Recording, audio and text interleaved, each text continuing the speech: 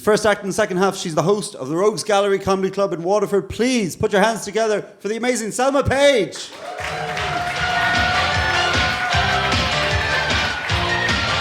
Hello. Kilkenny, how are you? Having fun?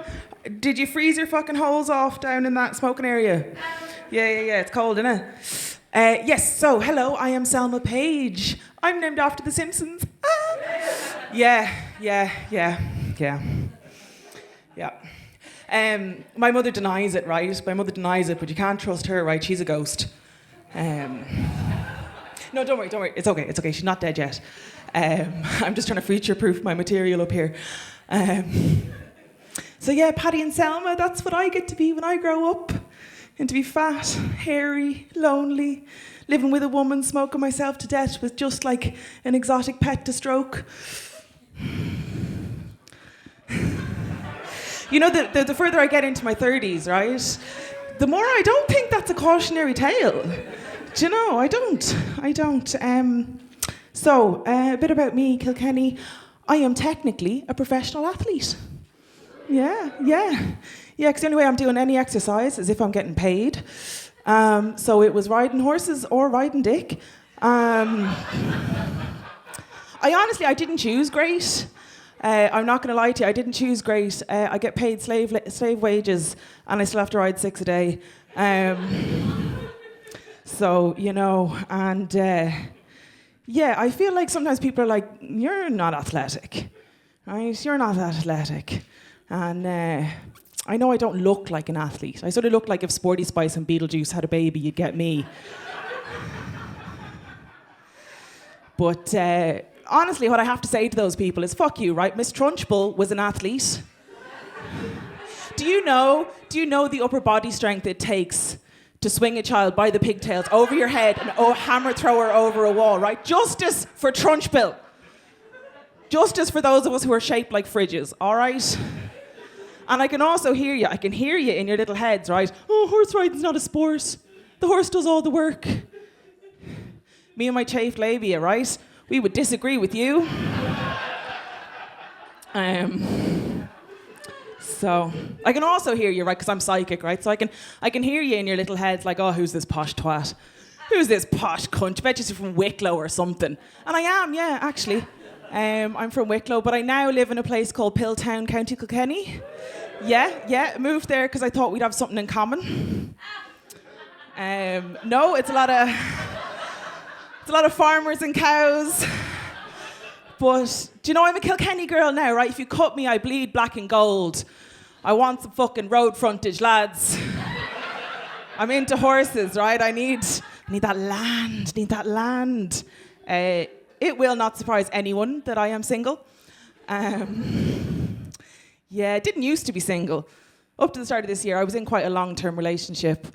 And it was fine, but I wasn't entirely happy, and I started questioning things. I mean, I was asking him questions, but he wouldn't answer them. So I started questioning myself.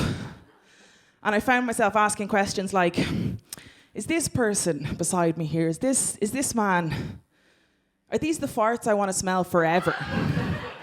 Right, because they're not going to change.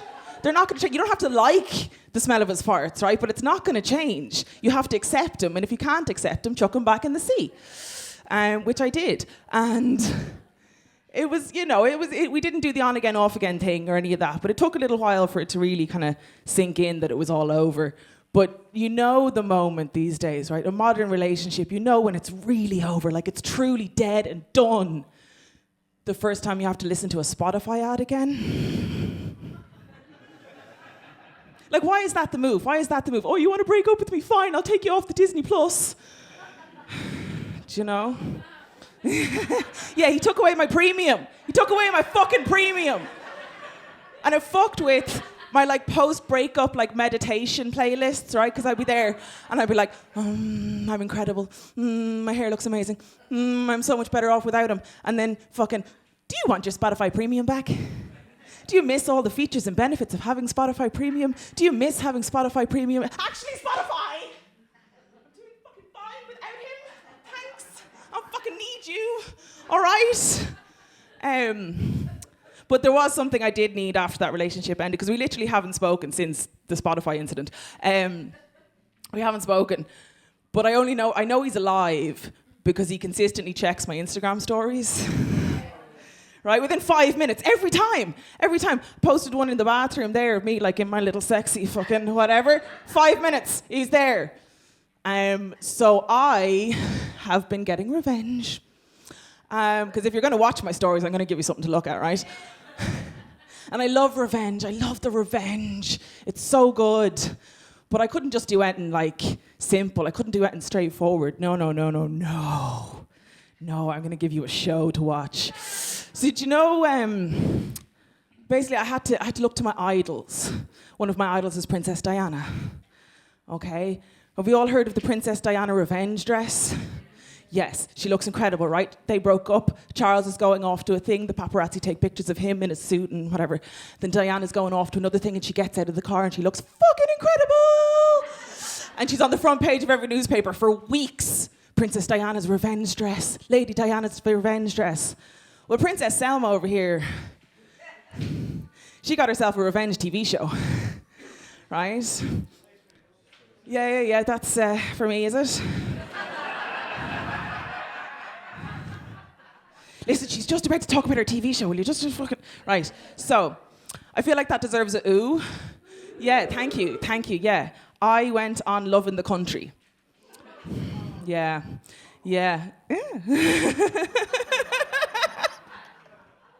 So, I think we have some Americans in, we have some not Irish people. If you don't know what Love in the Country is, right? Love in the Country, it's like First Dates meets The Bachelor for farmers and GAA players. Okay, you're with me, right? So it's not like Married at First Sight or anything like that. Like, it's incredibly low stakes. It is. The end of it is just like, do you want to exchange numbers, right? Will we WhatsApp each other, right? So I'd applied for this because I was single and I was like, well, fuck him, right? So... And, you know, I'm a Kilkenny girl now. I need a farmer, road frontage, pickup truck, okay? So I went on. I was supposed to meet a farmer called John from Limerick, dairy farmer. They sent me through the video. I didn't even play it. I just gasped and went, yes! He's tall, right? Looked like a rugby player, pickup truck, cows, land, okay? And he ended up dropping out. And and I got a phone call. And she said, I'm so sorry, John's dropped out. I know you were really looking forward to meeting him. I'm like, yeah, sure. Then we have another guy, though. His name is Jack. He's an artist from Cavan. I'll send you the video, and you can see if you want to date him. I was like, all right, whatever. Sent it to me. Very beardy and ginger. Okay, I've been down that road before. Beardy and ginger, that's basically just my dad, okay? And he'd long hair, which is kind of like my ex. And I was like, I don't know. But like telly, right? I'll be on telly. Okay, cool. Fuck it, we'll do it, right? And I suppose before I go on, I have to tell you something about my ex, right? He had very long curly hair to the point where since he was 15 years old, his nickname was Fro, right? White boy with an afro. Fro. Frodo. Which is cute when you're 15, but not when you're 35, man. So I'm not really into the long hair thing on men. But, you know, I try and give them a chance. I try not to be vain. I try not to make it about what they look like, because they don't like that. So I went on this TV show. I went up to Dublin. And I just thought, I'm going to fill out a lineup. I'm going to be a filler character. I'm going to go up, have some fun, be on telly, you know. And I'm a female comedian. Like, this will be great for me. I'll probably be the only girl on it who's a comedian, right? Got into the room. Every other female comedian in the fucking country had the same fucking idea, right? Because I walked into our little holding area. There's 8 girls there to meet him. 5 of them are comedians. I've gigged with them, right? We were all sort of looking at each other. It's like that Spider-Man meme. You're like, you? What are we all doing here? Publicity. No, and so one of the producers told us, oh, well, Jack said he likes funny women. And we all looked at each other and we had one of those like psychic conversations where we looked at each other and all had the same thought of like, does he like funny women or does he like women that laugh at his jokes? Important distinction, right? Yeah. Turns out he actually quite likes funny women. So I had a great day out. We all kind of sat in a room together. We talked about IUDs and skincare and daddy issues and so on and so forth. And then one by one, we'd go off and sit down in a room and have a 10-minute chat with this guy.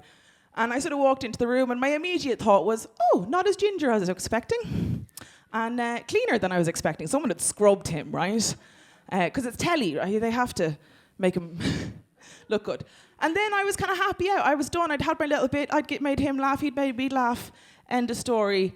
And you kind of walk out of your little date and you walk up to a producer and they're so excited. They're like, well, what do you think of Jack? And I was like, yeah, he's cuter in person. Because obviously I meant less ginger than I was expecting. And she said, well, what do you think? Because basically the way the TV show goes, you go up, you meet up with him for one day, there's 8 girls, he's going to pick 3 to come home and visit the farm, okay, for a weekend date. That's the way the TV show goes. My guy didn't have a farm. But she said to me, well, do you think you'd go on a weekend date? Do you think you'd go to Cavan? Would you see him again? And I was like, yeah, of course I want to be on telly more. Just keep saying yes in these situations, right? But I figured he's not going to pick me, right? He's going to pick one of the skinny blonde ones. He's not going to pick me. And then we had to go in and do one of the most humiliating things my feminist heart has ever had to be through, of a choosing ceremony, right? Right? So me and all the girls, we're all primped and wearing dresses and pretty and makeup, and we're lined up, and in walks Jack with his terrible long ginger hair and a little fucking skinny ponytail and terrible shoes on. And I had to go to laugh. I was laughing, right? I was laughing, but I was trying not to ruin the take or whatever. And then he picked me. He picked me and 2 other girls who are skinnier versions of me. Fucking weird, right? So I'm not going to spoil it too much for you. I'm not going to spoil it too much for you because it started this week, the TV. It's gone on the telly, right? And I'm shitting myself. But, you know, when I have things going on in my life, I get on stage and I tell people about them. Because it's a personality disorder. So me and these 2 other girls went up to Cavan. We stayed in an Airbnb together. It was basically like a really over-involved girls' weekend away, right? And we had a lot of fun. One of them was basically like a better version of me. She's like what I wish I would be, right? She looks like me, except she's like a size 10, and she like works in PR. Her hair is like the same but better, right? And I wanted to hate her, but she's amazing. And the other one is a mad stoner, right? She's a little fucking weed goblin. And so me and her spent the weekend basically running away from the producers and finding little places to just huddle down. We'll just have a little, and then we'll go back. All right. So that's how I spent my weekend, and Jack would sort of pop in and out. I'm not going to tell you the ending, okay? You'll have to watch it, and what you'll have to do, right, is take a picture of me on the screen or screenshot it or something, and like get onto like Instagram or Twitter or email RTE and be like, this girl's incredible, right? She's amazing. She's a comedian. She's so funny. We love her. Please give her own TV show. Okay, deal, right? You're going to do that. You're going to do lovely. So I'll give you one little tidbit before I went. So I arrived, and obviously I arrived like half ready, right? I've got my hair all up, I'm in pajamas, I kind of cruise in. I've got so many bags in the car, so much clothes. Brought a crate of shoes with me. And then I go off, you get glammed up a little bit, and we do the arrival. And so they turn the cameras on. I'm standing outside this Airbnb, and out walks Jack, who's gotten a fucking haircut. Right? Now, you guys don't understand. If we any long-haired men in here, if you're in a relationship, get the haircut. Get the haircut, because your girl is going to fuck your brains out. I'm not even kidding, right? And so I had a little, like, verklempt, faint moment. I'm like, oh, shit, because it was real good. It was all, like, movie star, like, swoopy and lovely. And so for this entire weekend, I didn't shut up about his fucking hair, right? I was like, your hair's so pretty. Oh my God, do I fancy this guy? Oh my God, is he gonna pick me? Are we gonna like fall in love and that's gonna be our story forever? We met on a TV show and oh my God, now we're gonna tell our grandkids about how we met on the TV and everyone knows. People are gonna be asking me forever, oh, how's Jack? Yeah, you guys, are you still together? Oh my God, is that what's about to happen to me? Holy shit, right? That's not quite what happened. But it was in my head. Because basically I only had one goal going to Cavan. Was make good TV, and I had my sort of secret goal was I wanted to be part of the like first queer polycule on RTE. So like me and all the girls were going to get together and run off and have a lesbian orgy and maybe invite Jack. Yeah.